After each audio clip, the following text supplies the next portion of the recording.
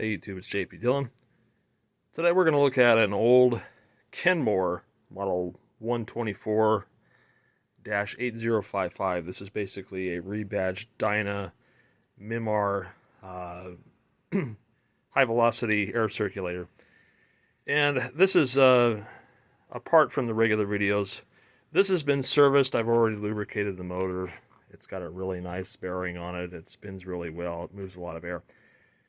Problem of it is that this is a single speed motor that runs off a speed coil, and the speed coil unfortunately is developed short, so it runs at high speed all the time. Regardless of whether you're on low or high, it's gale force winds. So rather than trying to find a speed coil, since you can see that this is a bit of a beater, we're going to adapt a one of these little cheap motor control Triac units that you can buy on Amazon and eBay for about 12 bucks. So I'll show you that in just a second. And here's the device in question. It's the iPower fan speed controller. Like I said, you can get these on Amazon and eBay for about 12, 13 bucks. We're going to crack it open and see what's necessary to get it inside the fan, so that rather than have the problems with the speed that we do, that we can just use it to control the speed of this thing. So first, let me plug the fan in and show you what it's doing currently. Alright, so here's high.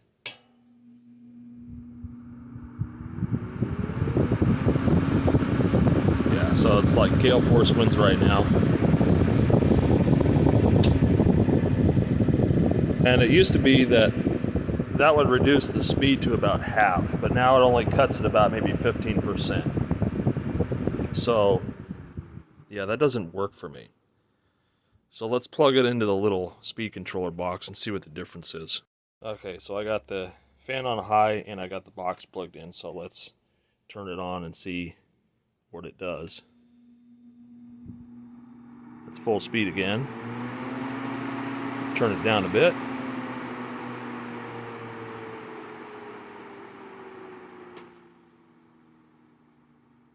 Much better. Turn it all the way down.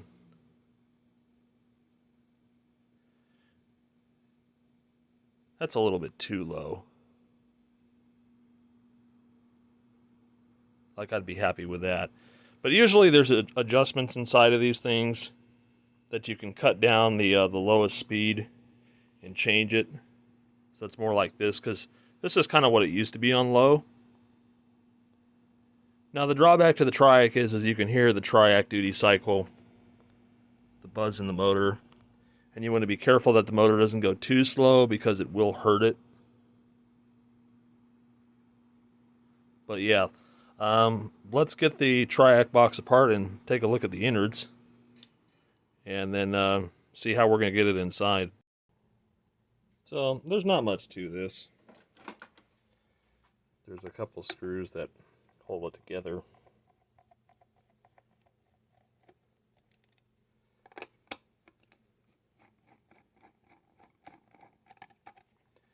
And then we got to take the knob off, and there's a little hex nut holding it together. I need my smaller one.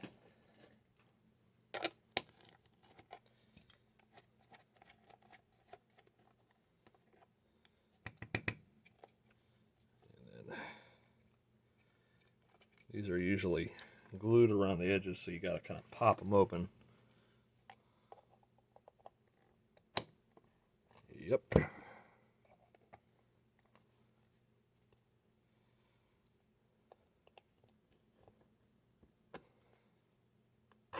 And I don't care if I scar this box, because I'm not going to be reusing it. Make sure I'm not going to hurt anything. Oh, stupid me. There's a screw hiding under here.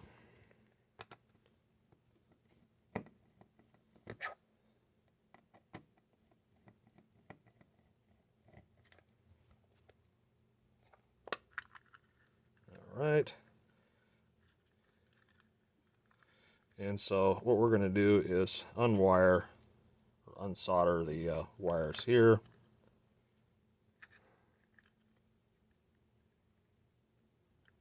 And basically, you see they have it wired up.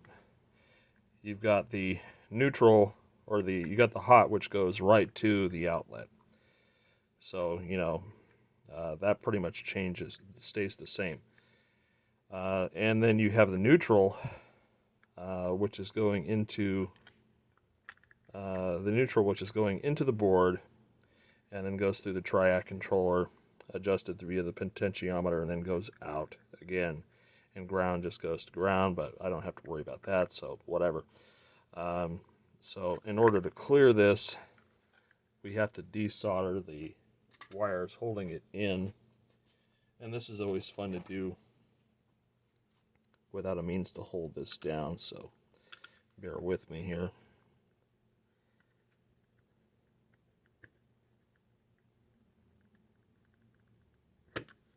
Of course, this is the day that nothing wants to come apart. This is definitely not 60-40 solder they're using. I may just cut it just to save time, because it's all getting wired up differently anyways, and I'm not reusing this. So this gets out of the way, this gets out of the way. Yeah, let's see.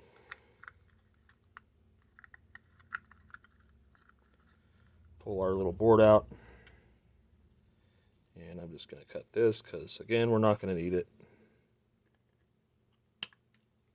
Alright, so here you go. You can see what they've got here. They got a Triac, which is here.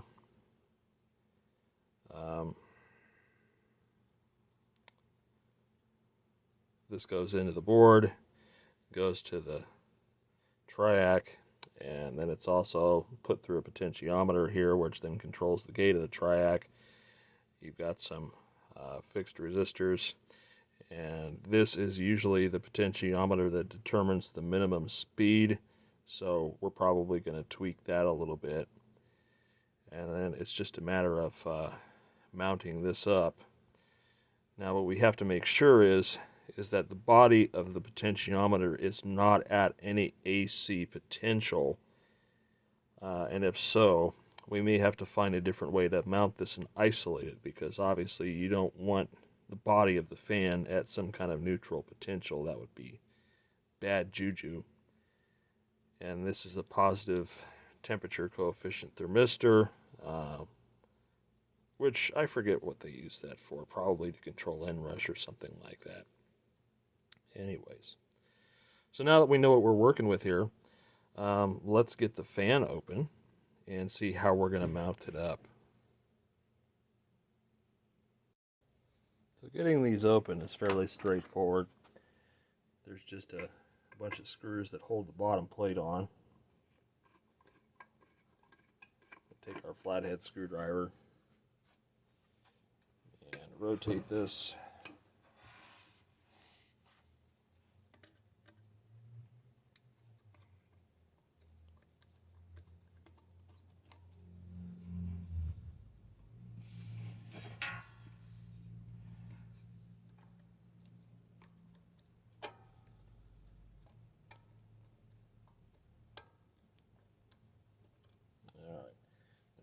One more. This is only a threesome. Yep, I guess this is only a threesome. So I should be able to get the tiny tool and pry this out. It's working on it. There we go. Work it around a bit. Okay, so there's our switch, and there's our speed coil. Oh, that's cute. This is why I hate wire nuts. Look at that, wire nut came off, and this was just floating around inside. You can definitely tell where the coil wires have gotten a little toasty, and if I run it for too long, this gets pretty hot. So there's definitely a short in there somewhere. It's just not working right. And so what we're going to do is probably remove the switch in the speed coil and then we're going to mount the motor controller up in here, assuming that we don't need to do anything with isolation. We'll find that out in a moment. But first, let's get the coil disconnected and the motor disconnected.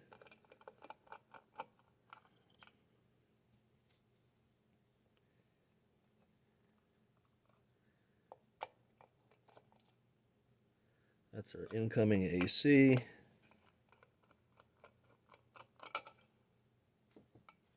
And the coil is pretty much wired just like the Triac would be. It's just the one side goes to the motor constantly, and the other side goes through the speed coil through the switch. But we're not going to be using the speed coil anymore, so that's going to come out. And you can have these rewound and repaired, but to me it's just not worth the cost. This was something I got really cheap. It's just a beater fan that's in a workshop, and I am more concerned with me being able to turn down the motor speed. That's really what I'm concerned about. So the speed coil's out, and then I forget how we remove the switch out of here. Looks like there's a collar piece there. And since I don't have that specific tool, I'm going to see if the channel locks will remove it without marring it too bad.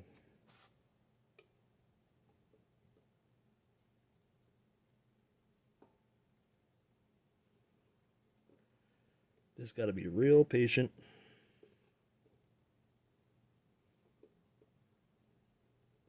Get it loose. And do the rest here.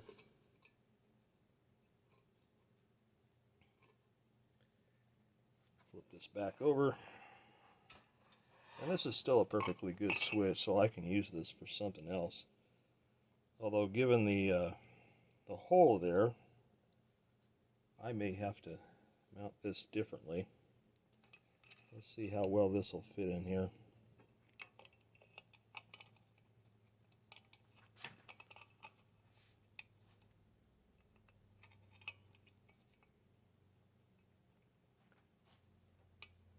Okay, so we are going to run into a bit of an issue, and that has to do with the body of the Triac hitting the framework here. Now, I should be able to fix that by changing the height of this. And let me grab a washer here real quick.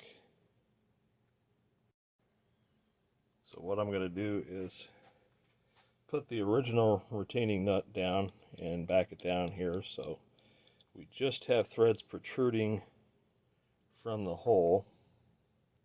Let's stick a washer in front of it. This was not what I was looking for. I grabbed the wrong thing. Hold on.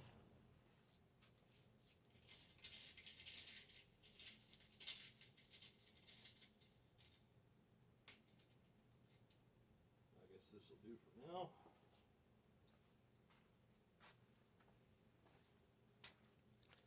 And I'm just going to put a lock washer underneath here.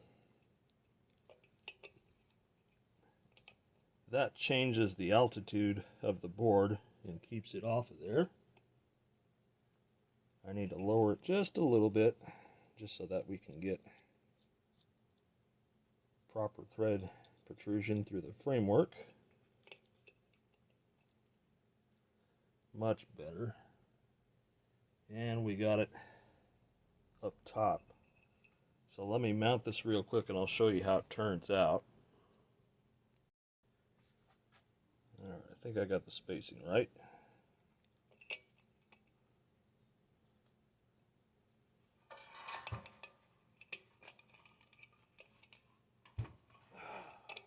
This is the fun part. Just trying to negotiate all this.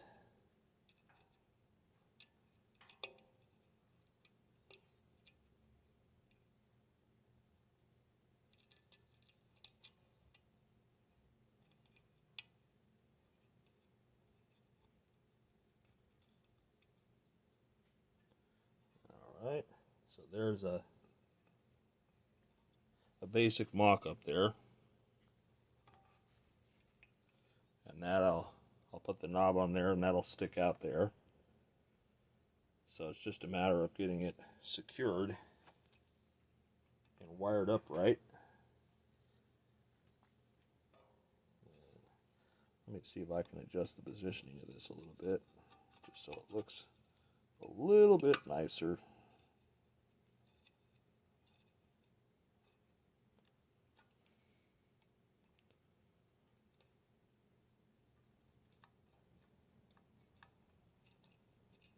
Alright, I might have to change the spacer that I have in here because it's not quite grabbing enough of the threads. If I take that spacer out, let's see what happens there.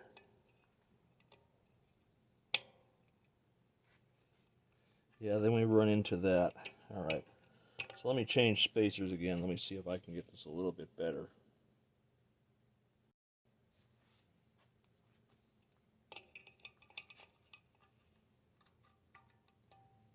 Yeah, that's looking better. Okay.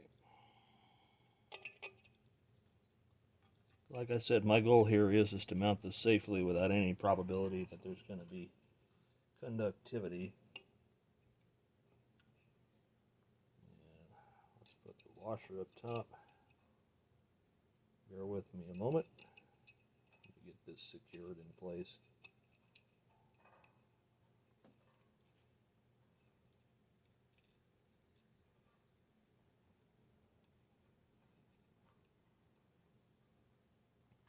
Okay.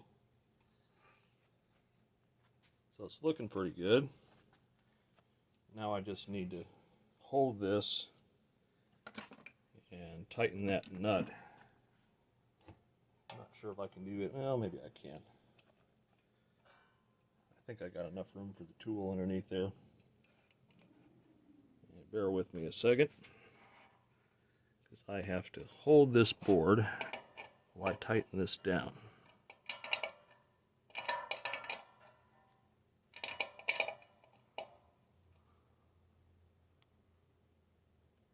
All right, that's tight. That's in there pretty good. I'll put some Loctite on that before I put the nut back on. All right, so we've got that part done.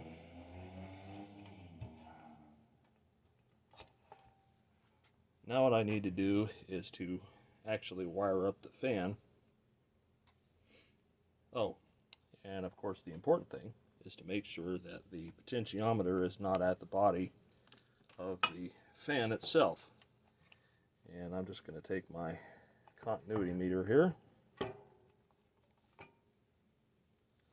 we're going to touch the handle shaft of the potentiometer, and that is no good, because that's going to put part of the Triac at potential. Well, actually, let's make sure that's just not they've got that isolated. So let's go to the AC input and let's go to the body of the Triac. They've got that well isolated. Okay, so they do have that isolated. So between the AC leads and the chassis, there's no measurable resistance, which is good. That means they have this fully isolated, and you're not going to get a shock from messing with that.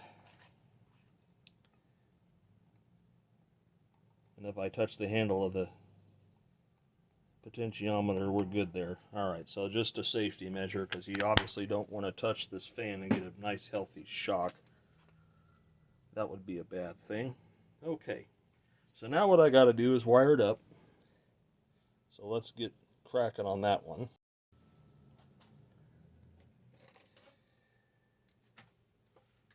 And thankfully there's a lot of room to work.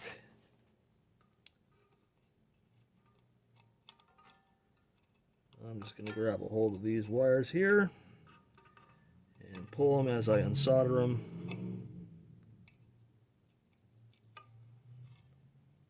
That's going to be to the motor. let's go ahead and get rid of that little glob of solder there.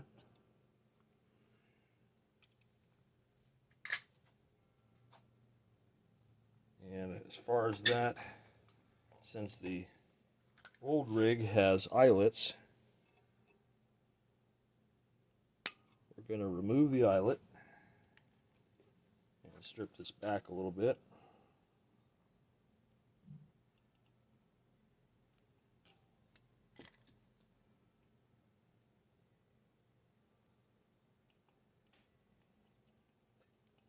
And I'm just going to have enough room to do this, which is nice. Just to make things easier, let's get the input wire out of the way.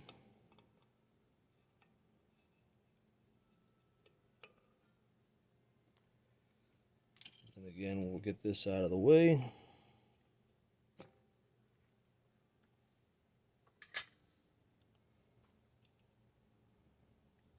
Definitely going to use some solder and shrink tubing on that joining for the motor.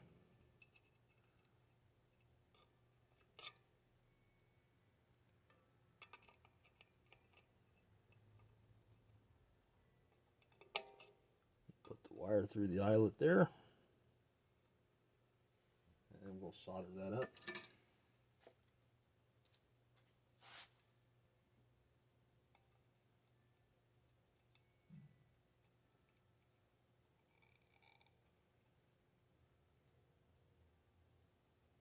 Alright, there's one. That's output to the motor.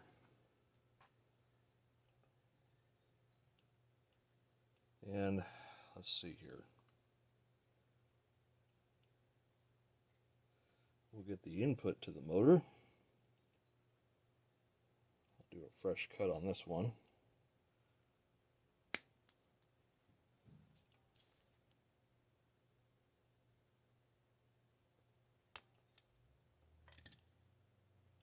The reason why I'm being so short with the stripping the wire back is it has a lesser tendency to fray if you cut it shorter.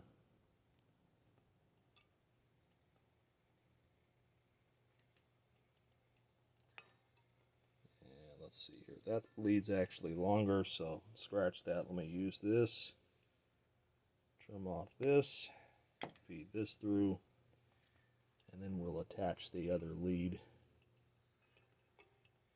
with shrink tubing and stuff.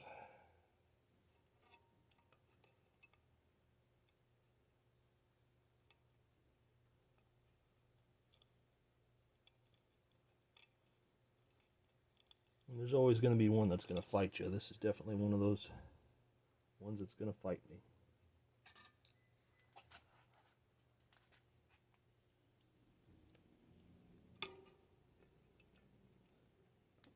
Give me a little more slack here.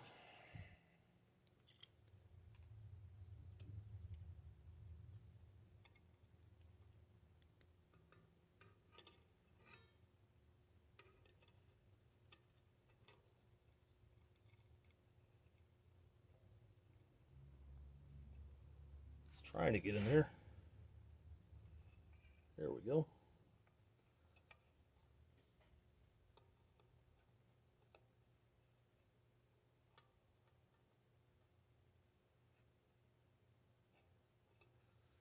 Okay, let's solder that up before it decides to pop itself out of the hole there.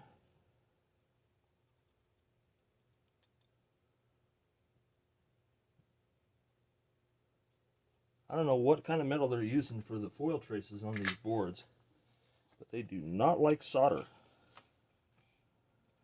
Alright, so I'm giving a tug on that, making sure there's still slack there. There is. Good. Now let's focus on getting this hooked up here. And in fact, I think I'm going to shorten these a little bit.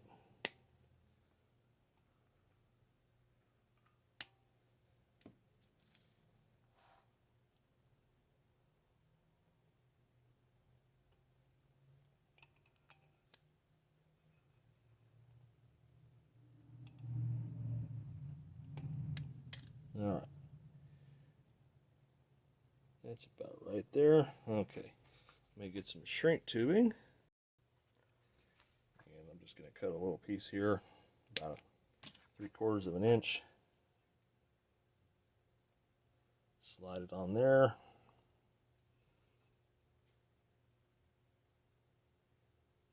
I'm going to mash these two bits of wire together and twist them. Kind of get them to stay together a little bit.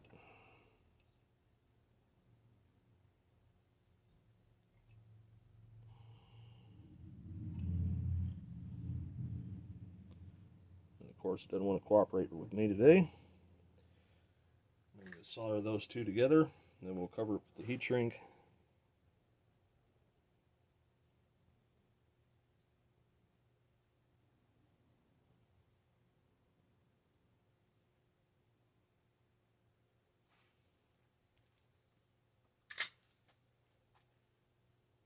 That way we got a nice strong connection.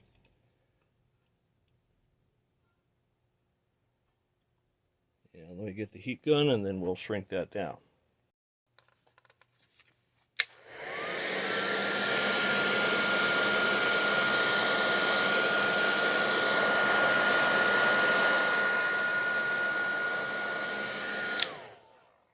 Alright, it's looking pretty good.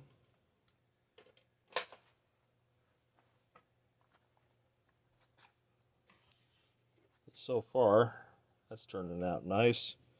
Let's stick our knob on it and make sure that we don't have any kind of impediment with the fan pivot. Just misses it, so that's good. And let's go ahead and plug it in and do a quick test here and make sure that it actually works, and then we can set the low speed.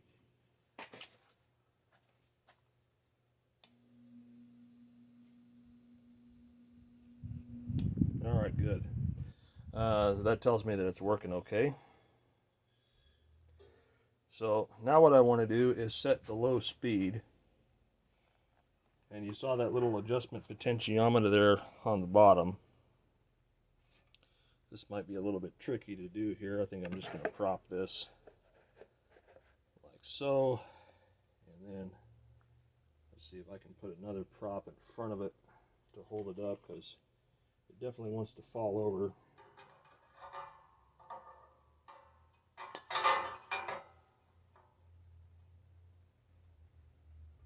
Alright, so there we go. And we're going to get a tiny little screwdriver and we're going to adjust the minimum speed. Turn it all the way down.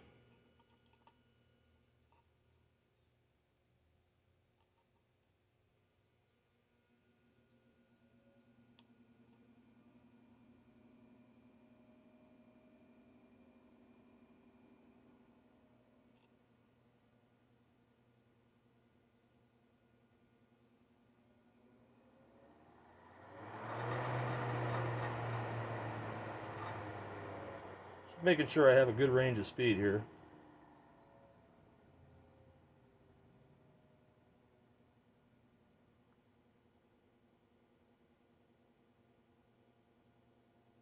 Maybe a little bit higher.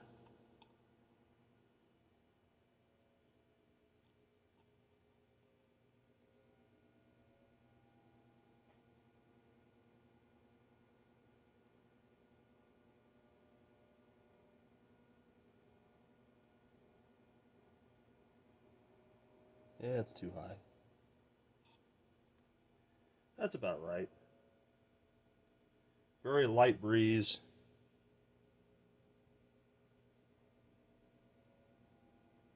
Got a good range of motion.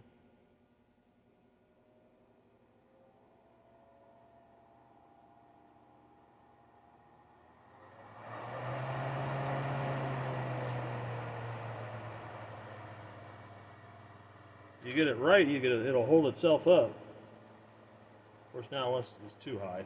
It wants to tip over. Good. That's how I want it to be. Good balance of usability. Okay, so that makes it happy. Now what we got to do is put the bottom back on, let me unplug it.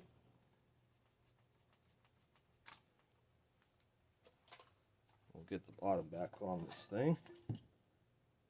You can see my little makeshift feet I installed there. I can't remember where I got these feet from.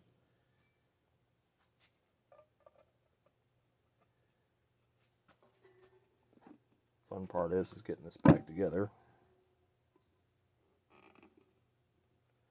Never wants to go right the first time.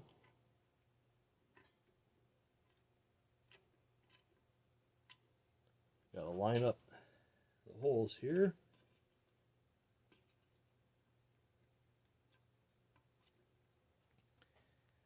And then let's go ahead and reinsert our screws.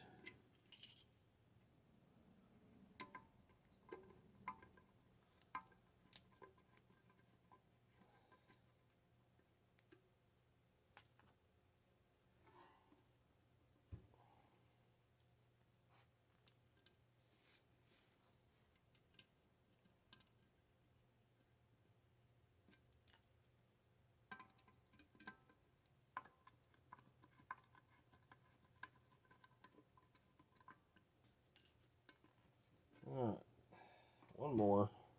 Make sure that's seated right.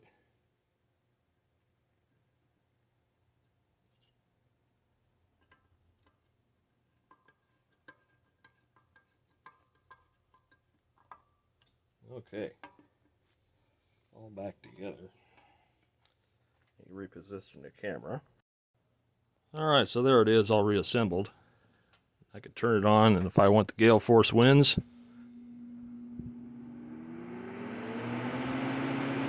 I got it. And then I can turn it down a little bit.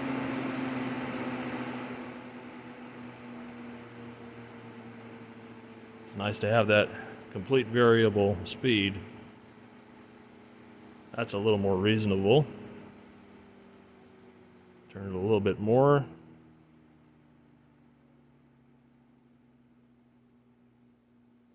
That's pretty good. And then you turn it all the way down if you want it to go slow.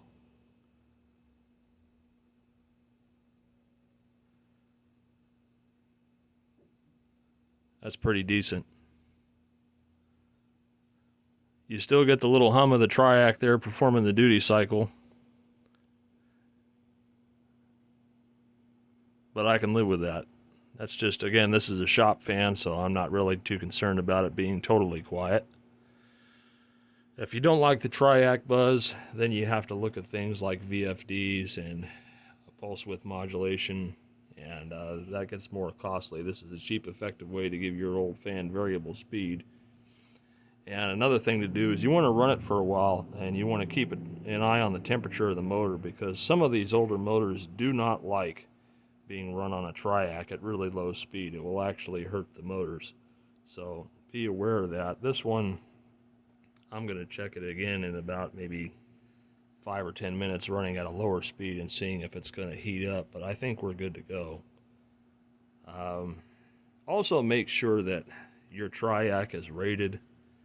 These speed controllers are rated for amperes. I believe this one was a 10 amp, so 1.5 amps, which this is rated at, which is listed here, it doesn't care about. So, but yeah, thankfully there was enough room under the base here that I could just install this thing and make it work. And I have full variability now, which is nice, which I didn't have before. So that's great. And I like that I have that variability. And the speed control, when you go to slow it down, is definitely not as responsive, because obviously we've got the mass of the blades and stuff to account for, but it does stabilize. And little tiny adjustment increments make a difference. But yeah, so there we go. Anyway, I hope you guys enjoyed this little video of modifying an old fan for variable speed. And I don't think you'll be able to do this on one of those little tiny desktop ones like a Zero or something like that, or a Wizard. Although they do have inline controls, but they're usually lamp dimmers, and I don't know if those work on the same way that these do. I know they're both Triacs, but they may be wired to handle different amounts of current. Just be aware that do not exceed the current capability of the Triac, otherwise it usually shorts and then you're back to running full speed again. So yeah, anyways, hope you guys enjoyed the video. Hopefully more stuff to come when I got some time.